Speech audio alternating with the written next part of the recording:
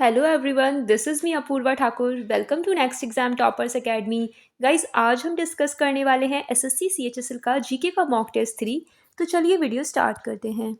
पहला क्वेश्चन पूछा गया है, who won the Nobel peace prize for 2025। Nobel peace prize किसने जीता है? तो गाइस, इस बार का नोबल पीस प्राइज जीता है मारिया कोरिना मचाडो ने। मारिया कोरिना मचाडो बन गई हैं विनर नोबल पीस प्राइज की। आपको लर्न होना चाहिए अच्छे से। और बात करें इनकी, तो ये वेनेजुएला कंट्री से हैं और इन्होंने वहाँ में डेमोक्रेटिक राइट्स को प्रमोट करने के लिए काफ़ी काम किया है, काफ़ी स्ट्रगल किया है ताकि डिक्टेटरशिप से डेमोक्रेसी की तरफ कंट्री बढ़ सके। तो वेनेजुएला की एक सिटीज़न है, तो ये हमें याद होना चाहिए। नेक्स्ट क्वेश्चन पे मूव करते हैं गाइस। नेक्स्ट क्वेश्चन पूछा गया है, who is the first Indian boxer to win a gold medal at the world boxing cup 2025। World boxing 2025 में जीतने वाले पहला गोल्ड मेडल कौन से इंडियन बॉक्सर बने हैं? तो करेक्ट आंसर हो जाएगा हितेश गुलिया। ये आपको लर्न होना चाहिए। करंट अफेयर्स का क्वेश्चन है, पूछा जा सकता है आपके एग्जाम में। नेक्स्ट क्वेश्चन पे मूव करते हैं, who compose the Tamil version of the Ramayana under the Cholas. देखिए, चोलाज में तमिल वर्जन की जो रामायण है, किसने कंपोज किया है इसको? तो वो किया गया है कंबन के द्वारा। ये हमें लर्न होना चाहिए। जो हमारी ओरिजिनल रामायण है वो वाल्मीकि ने कंपोज की थी। ठीक है, वो वाल्मीकि जी ने कंपोज की है। लेकिन अगर तमिल वर्जन की रामायण को कंपोज करने के लिए पूछा जाएगा तो करेक्ट आंसर होगा कंबन। नेक्स्ट क्वेश्चन पे मूव करते हैं।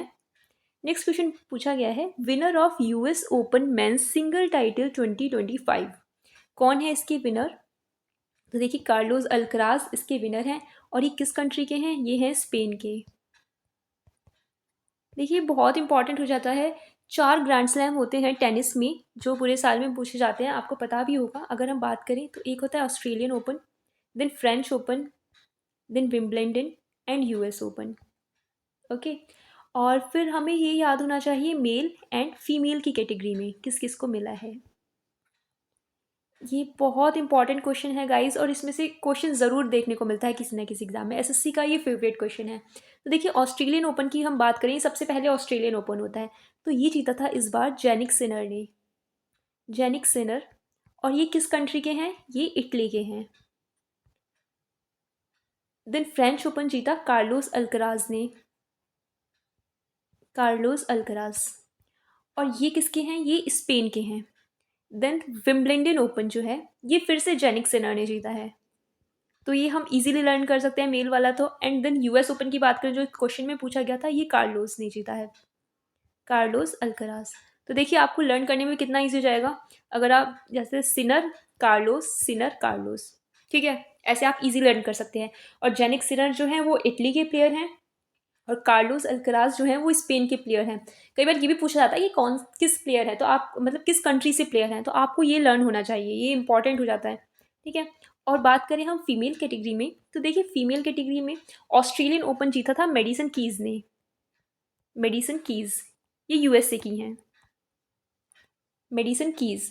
और फ्रेंच ओपन की बात करें तो ये कोको गॉफ ने जीता था। ये काफ़ी फेमस प्लेयर हैं और ये भी यूएसए की हैं।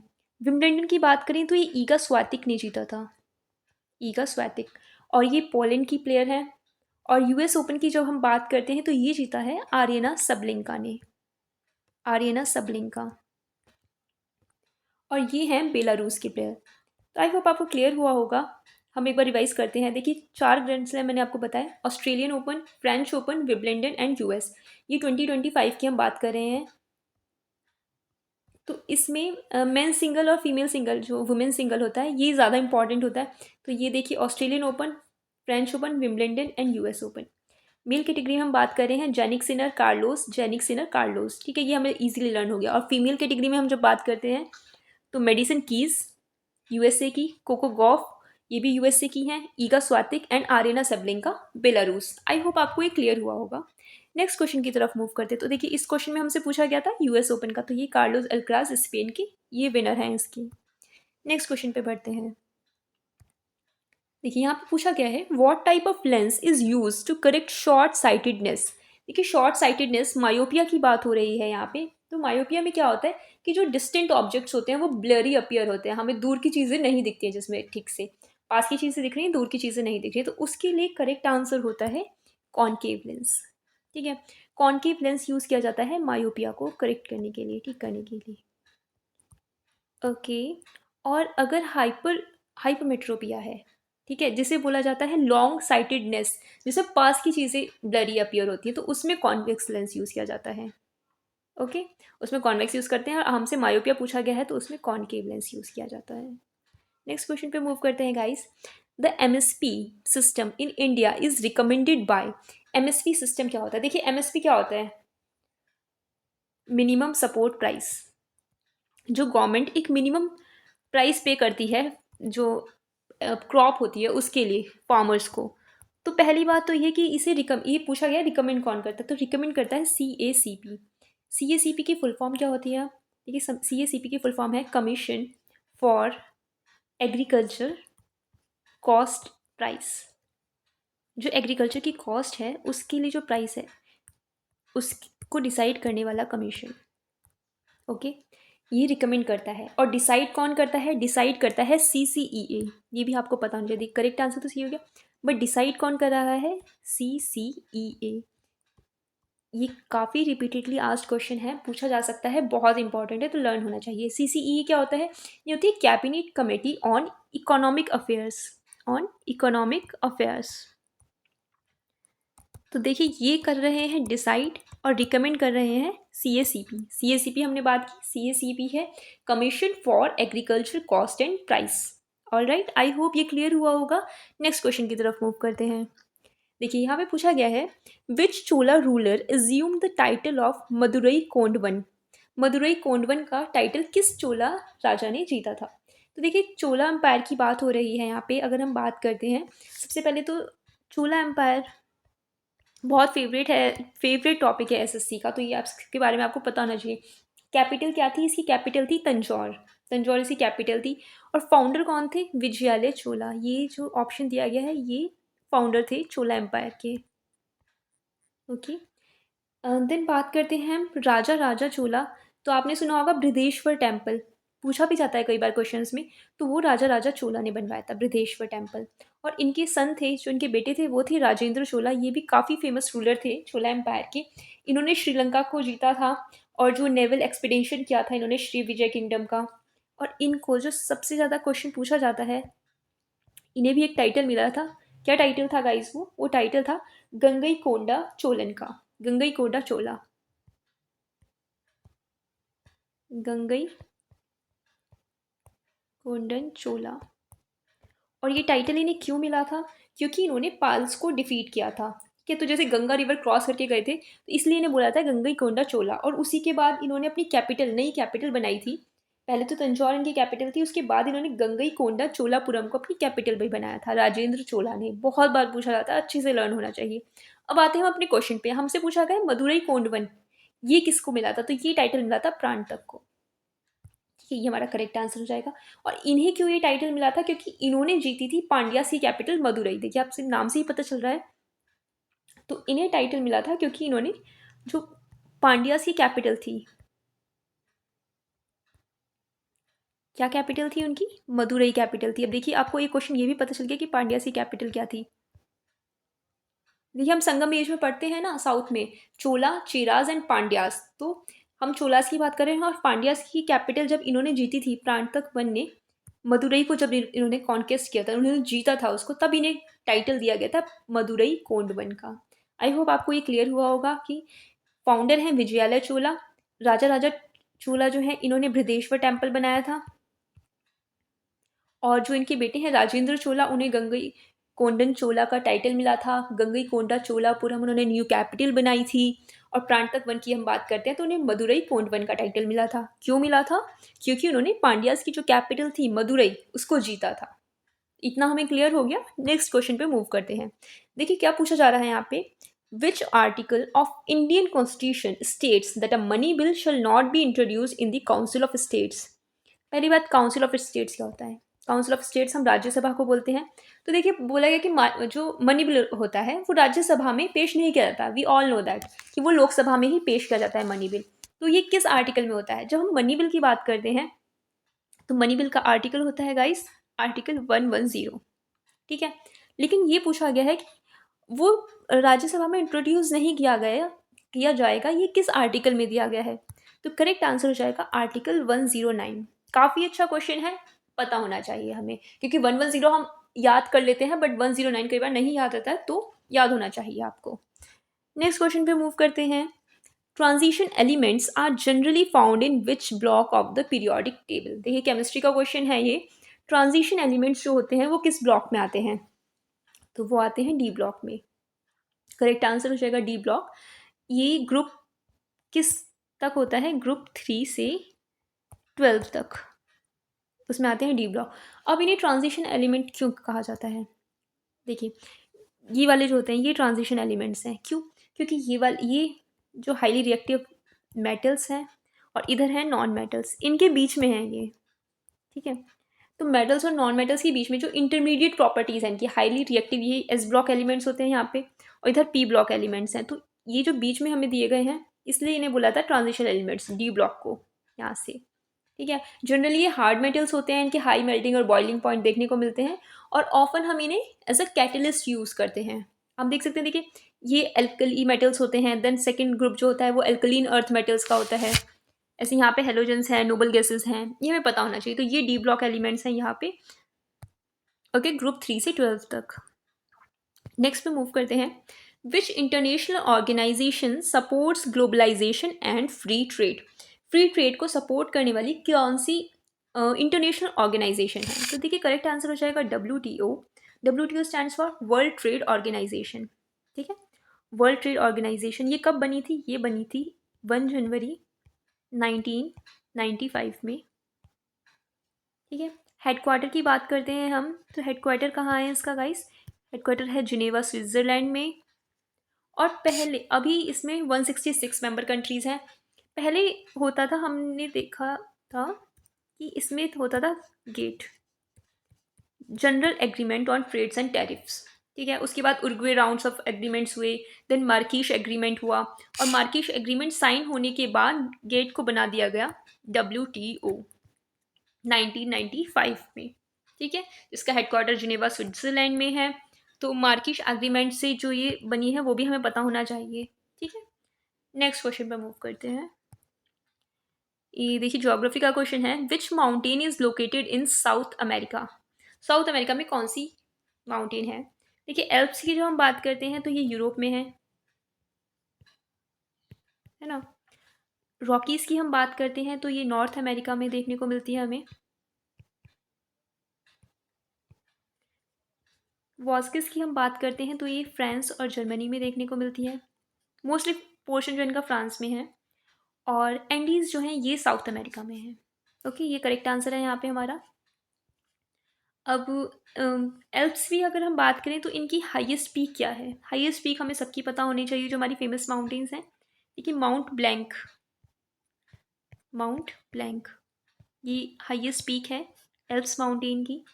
रॉकीज़ की अगर हम बात करते हैं तो इनकी हाईएस्ट पीक जो है वो है माउंट एल्बर्ट। ठीक है, और हाईएस्ट पीक एंडीज़ माउंटेन की अगर बात की जाए तो वो है माउंट एकोनकागुआ। Mount Aconcagua. तो करेक्ट आंसर हो जाएगा यहाँ पे एंडीज़ माउंटेन। 3962 मीटर इनकी हाइट है, और ये साउथ अमेरिका में है मेजर पोर्शन। और जो इनकी हाईएस्ट पीक है जो इस माउंटेन की, वो अर्जेंटीना में लाई करती है। आई होप आपको क्लियर हुआ होगा। नेक्स्ट क्वेश्चन पे मूव करते हैं। How many Indian languages are officially recognised as the classical languages? देखिए इस साल का बहुत बहुत बहुत इंपॉर्टेंट क्वेश्चन, और ये किसी ना किसी शिफ्ट में पक्का से देखने को मिलने वाला है। देखिए पहले हमारी जो क्लासिकल लैंग्वेज थी वो थी 6। कितनी थी? 6। अब उन्हें उसमें 5 लैंग्वेजेस और ऐड की गई हैं नई, और अब हो गई हैं टोटल लैंग्वेजेस हमारी 11। कौन कौन सी नई लैंग्वेजेस ऐड की गई हैं? लैंग्वेजेस ऐड की गई हैं गाइस, मराठी, पाली, प्राकृत, जो हम बुद्धिस्ट इरा में देखने को मिलती थी हमें, Pali and Prakrit. Then Assamese and Bengali.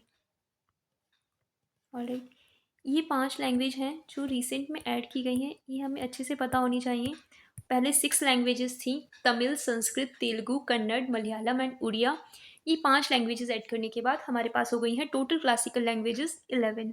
ठीक है, ये रहा, आपको देखिए टेबल में शो भी हो रहा है। ये पहली लैंग्वेज जो ऐड की गई थी तमिल ऐड की गई थी, और ये इस बार पूछा भी गया है कई एग्जाम्स में कि किस ईयर में की गई थी। तो तमिल 2004 में ऐड की गई थी for the first time. Then Sanskrit को ऐड किया गया, तेलुगु, कन्नड़, मलयालम, उड़िया। ओके।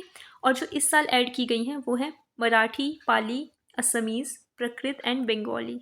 ये इस साल वाली लैंग्वेजेस हैं। तो टोटल हमारे पास कितनी लैंग्वेजेस हो गई हैं? 11 क्लासिकल लैंग्वेज हमारे पास हो गई हैं। नेक्स्ट क्वेश्चन पे मूव करते हैं। Which of the following Indian startup was selected to develop the country's first indigenous large language model under the India AI mission? देखिए AI बहुत इंपॉर्टेंट है आज के टाइम पे और बहुत सुनने में भी मिल रहा है। तो करेक्ट आंसर हो जाएगा सर्वम AI। क्या हो जाएगा गाइस? सर्वम AI करेक्ट आंसर होगा इसमें। चलिए नेक्स्ट क्वेश्चन पे मूव करते हैं। The World Happiness Report 2025 ranked which of the following countries as the happiest in the world for the 7th consecutive year? World happiness report आई है 2025 के लिए। तो पूछा गया कि कौन सा ऐसा कंट्री है जो सबसे ज़्यादा खुशहाल है लगातार 7वें साल, 7 बार कॉन्जिक्यूटिवली। कौन सी कंट्री ने ये वर्ल्ड हैप्पीनेस रिपोर्ट में अपनी जगह बनाई है? देखिए ये है फिनलैंड। कौन सा कंट्री है? फिनलैंड। और इंडिया की अगर बात करते हैं तो इंडिया की रैंक रही है 118। ओके, इंडिया की रैंक है। हमें इंडिया की रैंक पता होनी चाहिए, और साथ ही पता होना चाहिए कि फर्स्ट नंबर पे कौन है। और फिनलैंड की बात करें तो ये रहा है फर्स्ट नंबर पे लगातार 7वीं बार। ये भी इम्पॉर्टेंट है जानना। ओके, नेक्स्ट क्वेश्चन पे मूव करते हैं। The 13th edition of the joint military exercise equivalent 2025 ये कंडक्ट किस कंट्री के लिए किया गया है? तो देखिए कहाँ कंडक्ट किया गया है। ये कंडक्ट किया गया इक्विवेलेंट मालदीव्स में। इंडिया और मालदीव्स की एक्सरसाइज है ये, और मालदीव्स में कंडक्ट की गई। नेक्स्ट क्वेश्चन पे मूव करते हैं। Which of the following locations was among the venues that hosted the inaugural Khelo India beach games? Khelo India beach games 2025 का देखिए पहला एडिशन हुआ है इस साल में, फर्स्ट एडिशन है। पिछले मॉक में हमने जाना था खेलो इंडिया यूथ गेम्स के बारे में। यहाँ पे फर्स्ट एडिशन खेलो इंडिया हुआ है। तो आप देखिए अभी वीडियो पॉज करके पहले कमेंट कीजिए कि खेलो इंडिया यूथ गेम्स कहाँ हुआ है इस साल का। हमने पिछली वीडियो में जाना भी था अच्छे से पूरा। तो आप अभी कमेंट करके बताएंगे खेलो इंडिया यूथ गेम्स के होस्ट स्टेट के बारे में। यहाँ पे बीच गेम्स की हम बात करते हैं तो ये दीव में ऑर्गेनाइज हुआ, फर्स्ट एडिशन था। कब ऑर्गेनाइज किया गया? मई में ऑर्गेनाइज किया गया 2025 में। ओके। और मैस्कॉट की बात करें तो पर्ल, पर्ल द डॉल्फिन इसका मैस्कॉट था। ये आपको लर्न होना चाहिए, pearl. Okay, pearl the dolphin. और जैसे हम बात करें देखिए बहुत सारे स्पोर्ट्स होते हैं हमें लर्न होने चाहिए। खेलो इंडिया यूथ गेम्स, खेलो इंडिया वाटर स्पोर्ट्स फेस्टिवल, यहाँ पे खेलो इंडिया बीच गेम्स हैं, नेशनल गेम्स हैं। इन सब में हमें डिफरेंस पता होना चाहिए, सबका मैस्कॉट पता होना चाहिए, और होस्ट किस मतलब किस स्टेट में या किस सिटी में किया गया वो हमें पता होना चाहिए, और किस स्टेट ने सबसे ज़्यादा मेडल जीते हैं।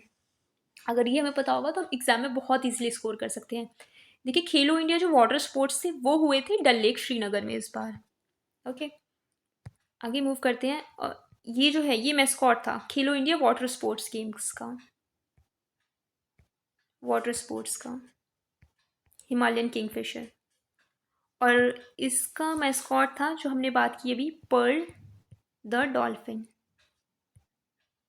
पर्ल मैस्कॉट था इसके लिए, कंफ्यूज नहीं होना है आपको। और यहाँ पे हम बात करें मणिपुर ने टॉप किया है बीच गेम्स में सबसे ज़्यादा मेडल्स के साथ, 5 गोल्ड, 6 सिल्वर एंड 3 ब्रॉन्ज। तो मणिपुर रहा है फर्स्ट नंबर पे। ओके, नेक्स्ट क्वेश्चन पे मूव करते हैं। What is the tenure of UPSC member? देखिए यूपीएससी के मेंबर्स का टेन्योर क्या होता है गाइस? 6 ईयर्स, और जब तक या फिर वो अटेन करें 65 ईयर्स ऑफ एज, इनमें से कोई एक चीज़ जो भी पहले होगी उसके हिसाब से इनका टेन्योर डिसाइड किया जाता है। नेक्स्ट क्वेश्चन पे मूव करते हैं। Which law provides for the reservation in education and employment to EWS economically weaker sections के लिए कौन सी अमेंडमेंट की गई है? तो करेक्ट आंसर हो जाएगा 103। बहुत इंपॉर्टेंट है, पॉलिटी का क्वेश्चन है, लर्न होना चाहिए, एग्जाम में ज़रूर देखने को मिलेगा इस टाइप का क्वेश्चन। नेक्स्ट क्वेश्चन पे मूव करते हैं। Which of the following dynasties initiated the practice of land grants to Brahmins? Brahmins को जो प्रैक्टिस थी लैंड ग्रांट करने की, ये किस डायनेस्टी ने स्टार्ट की थी? देखिए वो स्टार्ट की गई थी सतवाहनास के द्वारा। ओके, सतवाहनास की हम बात करें तो कैपिटल थी इनकी प्रतिष्ठान। देखिए इनका रूल जो था, अगर हम रफली इंडिया का मैप बनाएं तो यहाँ पे अगर हम बात करें जो डेक्कन और सेंट्रल इंडिया वाला जो ये रीजन है, ये सतवाहनास का देखने को मिलता है यहाँ पे हमें रूल। ओके, कैपिटल थी प्रतिष्ठान, और आंध्रा महाराष्ट्र, सॉरी आंध्रा महाराष्ट्र और तेलंगाना का थोड़ा सा रीजन वो इनका पार्ट था। और अगर इनके फाउंडर की बात करें तो फाउंडर थे इनके सिमुका। सिमुका इनके फाउंडर थे। और आपको फेमस किंग के बारे में हो तो गौतमी पुत्र सतकर्णी, वो इन्हीं के किंग रूलर थे। ठीक है, ये हमें थोड़ी थोड़ी नॉलेज होनी चाहिए। गुप्ता रूलर की बात करें तो श्रीगुप्त थे, जिसमें फेमस जो थे वो थे चंद्रगुप्त और समुद्रगुप्त, जिन्हें नेपोलियन भी बोला जाता है। कुषाण में फेमस कौन थे? कनिष्क थे, जिन्होंने फोर्थ बुद्धिस्ट काउंसिल कराई थी। तो इसे थोड़ी थोड़ी नॉलेज हमें होनी चाहिए। ओके, तो इजी हो जाता है हमें कैच करना है, लर्न करना। और चोलास की अभी हम बात करके आए हैं, कमेंट कीजिए चोला एम्पायर जो था, मैंने भी आपको बताया था कि कौन थे उसके फाउंडर। ऑलराइट, तो यहाँ पे आंसर हो जाएगा सतवाहनास, जिन्होंने लैंड ग्रांट स्टार्ट किया था ब्राह्मण्स के लिए। ठीक है, नेक्स्ट क्वेश्चन पे मूव करते हैं। यहाँ पे पूछा गया है the channel between Minicoy and Maldives. Maldives और मिनिकॉय के बीच में जो चैनल है उसे क्या बोलते हैं? तो देखिए करेक्ट आंसर हो जाएगा 8 डिग्री चैनल। देखिए हम बात करें, देखिए ये है हमारा प्यारा भारत। ओके, यहाँ पे है लक्षद्वीप। हम समझते हैं इसको, आपको इजी हो जाएगा बहुत और याद रहेगा आगे से। यहाँ पे है लक्षद्वीप। ऑल राइट, यहाँ पे हम बात करें तो यहाँ पे मिनिकॉय, और मिनिकॉय के नीचे है मॉलदीव्स। ऑल राइट, अभी देखिए जो लक्षद्वीप, लक्षद्वीप का ही पार्ट है मिनिकॉय, मतलब मिनिकॉय जो सदर्न मोस्ट पार्ट है लक्षद्वीप का। ओके, तो इनके बीच की जो लाइन है, जो चैनल है, इसे बोला जाता है 9 डिग्री चैनल। ओके, और मिनिकॉय और मॉलदीव्स के बीच में जो चैनल है जो इन्हें सेपरेट करता है वो होता है 8 डिग्री चैनल। तो हमसे यही पूछा गया था मिनिकॉय और मॉलदीव्स को अलग करने वाला चैनल कौन सा है, तो वो है 8 degree channel, this one is you can see. और अगर बात की जाए 10 डिग्री जो यहाँ पे दिया गया है, तो ये देखिए अंडमान और निकोबार को सेपरेट करता है। यहाँ पे अंडमान एंड निकोबार है, ऊपर अंडमान एंड देन निकोबार, तो इनके बीच में जो है वो 10 डिग्री चैनल है। आई होप आपको अच्छे से क्लियर हो गया होगा, ये 9 degree, 8 degree and 10 degree. Lakshadweep और मिनिकॉय को सेपरेट करने वाला है 9 डिग्री। तो नेक्स्ट क्वेश्चन पे मूव करते हैं। Which is not a tributary of Mahanadi. कि महानदी रिवर जो है, जो छत्तीसगढ़ में ओरिजिनेट होती है सिहावा माउंटेन्स से। तो पूछा गया है कि कौन सी इनमें से ट्रिब्यूटरी नहीं है। देखिए हम बात करते हैं महानदी की, तो हर नदी की लेफ्ट बैंक ट्रिब्यूटरीज होती हैं और राइट बैंक ट्रिब्यूटरीज होती हैं, और जो भी इंपॉर्टेंट रिवर्स हैं इंडिया की वो हमें लर्न होनी चाहिए। तो लेफ्ट बैंक की ट्रिब्यूटरीज की अगर हम बात करें तो वो है सियोनाथ, हसदियो, मांड और इब। ये लेफ्ट बैंक ट्रिब्यूटरीज हैं, 4 फेमस वाली जो है ना, जो हमें याद होनी चाहिए। और राइट बैंक ट्रिब्यूटरीज की बात करते हैं तो देखिए ओंज, तेल, जोंक, ये राइट बैंक ट्रिब्यूटरीज हैं महानदी रिवर की। तो देखिए आपको मांड, इब, ओंज ये सब देखने को मिल रहे हैं यहाँ पे, मांड, इब और ओंज। बट चंबल नहीं है, तो चंबल इसका करेक्ट आंसर हो जाएगा। चंबल ट्रिब्यूटरी नहीं है महानदी रिवर की। ओके, करेक्ट आंसर हो जाएगा चंबल। यहाँ पे देख भी सकते हैं आप, देखिए सियोनाथ, हसदियो, मांड, इब, और राइट बैंक पे हम बात करें ये कोई चौंक, ओंच, तेल। ऑल राइट, और यहीं पे चिलिका लेक है महानदी रिवर पर, हीराकुंड डैम है, ये हमें लर्न होना चाहिए। नेक्स्ट क्वेश्चन पे मूव करते हैं। Host of 47th ASEAN summit 2025। देखिए एशियान बहुत इंपॉर्टेंट टॉपिक है, हमें पता होना चाहिए एशियान। पहले तो ये कब बना था? ये बना था 8 अगस्त 1967 में। ओके, हेडक्वार्टर कहाँ है एशियान का? तो हेडक्वार्टर की जब हम बात करते हैं तो हेडक्वार्टर है जकार्ता, इंडोनेशिया में। कहाँ पे है? Jakarta, Indonesia. और पहले कितने मेंबर्स थे? पहले मेंबर्स थे 10, अब हो गए हैं 11। तो न्यू मेंबर कौन बना है? न्यू मेंबर बना है तिमोर लीस्ते। तिमोर लीस्ते न्यू मेंबर बना है एशियान का। तो अब एशियान के 11 मेंबर्स हो गए हैं। ओके, इतना हमें पता होना चाहिए। अब पूछा गया है कि 2025 की समिट कहाँ पे हुई है? तो देखिए 2025 की समिट हुई है मलेशिया में। Kuala Lumpur Malaysia. आप यहाँ पे देख सकते हैं मलेशिया में 2025 की समिट हुई है यहाँ पे। और ये कब हुई है? 26 to 28 अक्टूबर। क्या थीम रही है? Theme is very important to know, तो थीम हमें पता होनी चाहिए। ये रही है inclusivity and sustainability. Inclusivity and sustainability. और 11th मेंबर हमें पता चल गया तिमोर लेस्टे। ये भी अक्टूबर में ऐड हुआ है। करंट अफेयर्स का क्वेश्चन है, पूछा जा सकता है। और देखिए एडुकेटी में करंट अफेयर्स बहुत इंपॉर्टेंट रोल प्ले करती है। पहले स्टैटिक जो पोर्शन था वो ज़्यादा आता था, लेकिन अब करंट अफेयर्स पूछा जा रहा है, तो आपको करंट अफेयर्स पे अच्छे से फोकस करना है। तो ये 11th मेंबर हो गया है। और थी होस्ट हमें पता चल गया Malaysia, Kuala Lumpur. Alright, next question पे मूव करते हैं गाइस। लास्ट में आ गए हैं मॉक के। Recently the former president of which country one his third Emmy award for the Netflix documentary our oceans. देखिए अवर ओशियंस के लिए किसको अवार्ड मिला है, किसकी डॉक्यूमेंट्री है ये? देखिए ये डॉक्यूमेंट्री है बराक ओबामा की। ओके, अब ये भी कुछ इंपॉर्टेंट राइटर्स हैं, जैसे अमिताभ घोष की हम बात करें, इनकी स्मोक एंड एशेस काफ़ी जो फेमस बुक है, smoke and ashes, sea of poppies, ये हमें लर्न होने चाहिए। और अमीश त्रिपाठी की जो हम बात करते हैं, इनकी थोड़ी रिलीजियस सी टाइप्स की बुक्स में आपको नाम देखने को मिलेंगे। इमॉर्टल्स ऑफ मेल हुआ, और secrets of Nagas, Chola tigers, इनकी कुछ फेवरेट। देखिए हमें जो फेमस बुक्स हैं वो पता होनी चाहिए सबकी। और अरुंधति रॉय की जब हम बात करते हैं, तो अरुंधति रॉय की इस बार की जो फेमस बुक रही है वो है mother Mary comes to me. I am sure आप लोगों ने सुना भी होगा, mother Mary comes to me, ये इनकी इस साल की बुक रही है।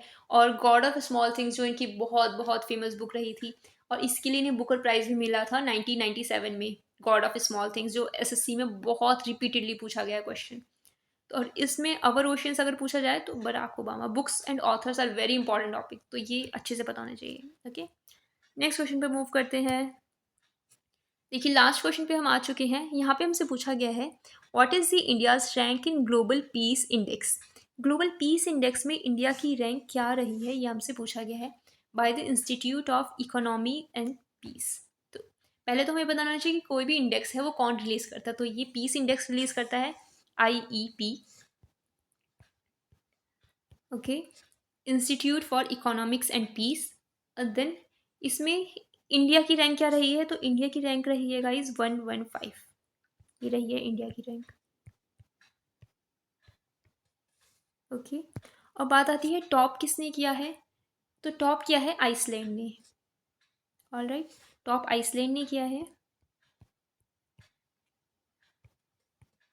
First rank. और इंडिया की बात करें तो इंडिया रहा है 115 पे।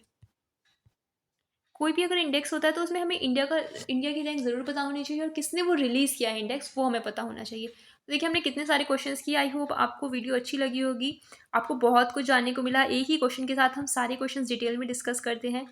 तो नेक्स्ट हम मॉक में मिलेंगे, तब तक आप रिवाइज करते रहिए। एग्ज़ाम जो आपकी एप्लीकेशन स्टेटस है वो भी आउट हो चुके हैं। आई होप आप लोगों ने चेक कर लिया होगा कि किसका एग्ज़ाम कब है। बहुत लोगों ने कमेंट करके भी बताया था। तो देखिए अच्छे से रिवीजन करना है आपको। लास्ट डेज में पढ़ा हुआ सबने बहुत कुछ है, बट रिवीजन जो अच्छे से करेगा वही एग्ज़ाम क्रैक कर पाएगा। तो मॉक्स आप रिवाइज कीजिए, जो आपको अच्छे क्वेश्चन लगते हैं आप उनका स्क्रीनशॉट्स लीजिए, उन्हें रिपीटेडली रिवाइज कीजिए एग्ज़ाम तक। जो भी आपकी जो मोस्ट फेवरेबल टॉपिक्स हैं जो एग्जाम में आ सकते हैं। करंट अफेयर्स हमें नहीं छोड़ने हैं, एडुकेटी में ज़रूर देखने को मिलेंगे। आई होप आप अच्छे से करेंगे रिवीजन, और मिलते हैं नेक्स्ट वीडियो में। ओके, आप तब तक रिवीजन करते रहें। वीडियो अच्छी लगी तो लाइक शेयर और सब्सक्राइब ज़रूर करना। और जो भी मैंने क्वेश्चंस पूछे हैं उनके आपको कमेंट करने हैं आंसर्स, और अपना स्कोर सभी को कमेंट करना है कि कितने क्वेश्चंस आप सही कर पाए, कितने गलत हुए। ठीक है, नेक्स्ट वीडियो में मिलते हैं।